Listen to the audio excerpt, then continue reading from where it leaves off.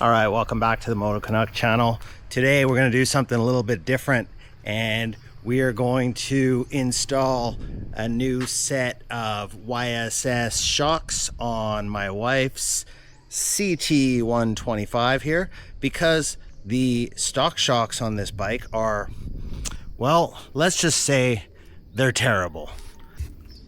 I got these entry level, these are kind of really cheap YSS shocks, and they look kind of similar. They look like they've got a little bit more coil happening than the stock ones. We will see once we get the stock ones off, but the stock ones are so bad, the bike handles very, very terribly, and I'm assuming that any shock upgrade would be an improvement on the stock Honda stuff. So these YSS should be good.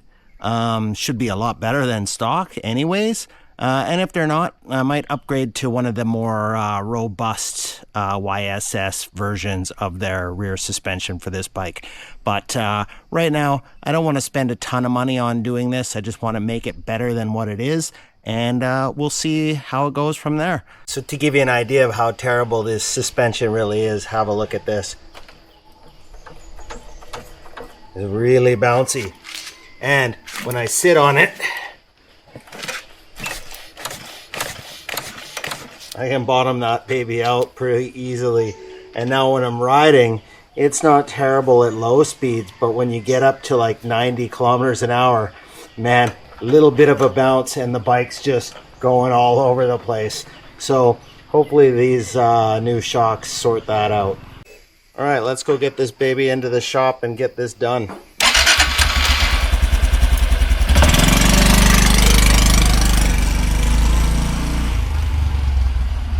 While I've got the stock shock off and before I put the YSS on, let's have a little look at these. You can see that there's not a huge difference, except for that the diameter of the YSS shock looks a little bit bigger, and the spring seems to be a little bit more tightly wound than the stock Honda shocks. Also, to note that the YSS shock, and I forgot about this when I ordered them, it says that it's 20 millimeter longer than the stock shock, so it is going to add some height to the bike. And now that I see this, I do remember asking the wife if she's okay with an extra 2 centimeters of height for her. For me, it wouldn't make a difference, but I'm not the one riding this thing every day, so she says that's fine, no problem. I'm assuming that it's going to have longer shock, a little bit taller ride, and then we'll adjust the preload to her preference. And yeah, hopefully it makes a difference. Let's get this baby on here. So I got this YSS suspension on the bike, just took it for a test ride, and it rides a lot better than stock. I've got it on the stiffest suspension for myself. I don't know where the wife will like it, but right now it's sitting on the stiffest, and I just took it for a rip from my house down a couple of villages down the road, and yeah, it rides really nice. It was a bit of a pain in the ass to install.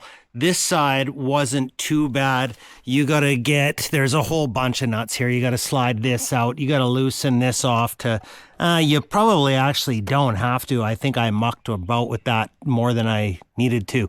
But you gotta get this, and it slides out up here and drops down, and you can probably pull that out of this piece here and not mess with that at all. Yeah, super easy on this side. This side, however, was a little bit more of a pain in the ass to figure out how to do, and that's because this exhaust nut, you got to loosen off this one up here and this one down here, and for some goofy reason Honda decided to have this plastic side cover half of the nut for the exhaust hanger there. So you have to get this this side cover off to access this exhaust nut, which is a little bit of a pain in the ass. There's two plastic posts about here and here. You once you get all the little nuts and screws out of there, you pull that out, and then there's two at the top, flat tabs with little kind of hooks on them, and it feels like you're gonna break shit. And it took me, I was so scared of breaking the plastic tabs. Anyway, so when you finally get that off and you get that off, then you can undo this one and then access the back shock, and it's easy from there. You get the shock on, but then you have a problem because the shock is 20 millimeters higher or taller than stock. This nut and this nut on the exhaust don't line up. So what I had to do was come over here and undo the nuts for the exhaust to the manifold of the engine, undo all of that, then come back up here, put the exhaust hanger nut down here and this one here to the shock on, and then you have the problem where your exhaust doesn't line up now to the manifold.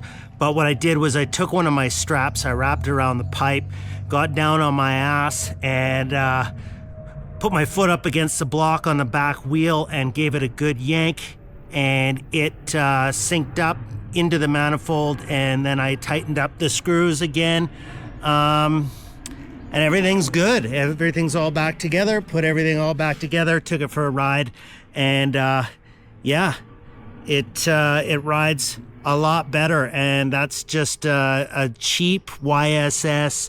Like I said, it's the bottom entry-level YSS suspension. Sells for about 1,800 baht, so maybe 70 bucks. I think I got it for 1,700 online, so $65 Canadian. Yeah, it's a cheap upgrade, and I think it'll be perfect for the wife. I think the front suspension will be next. It's pretty soft. There's some upgrades out there for that I'll look into next. And yeah, I think this is a pretty good fix. Happy, am I? Happy. For the wife, going with the red and black theme on her bike. Those red YSS shocks, they look pretty kick-ass.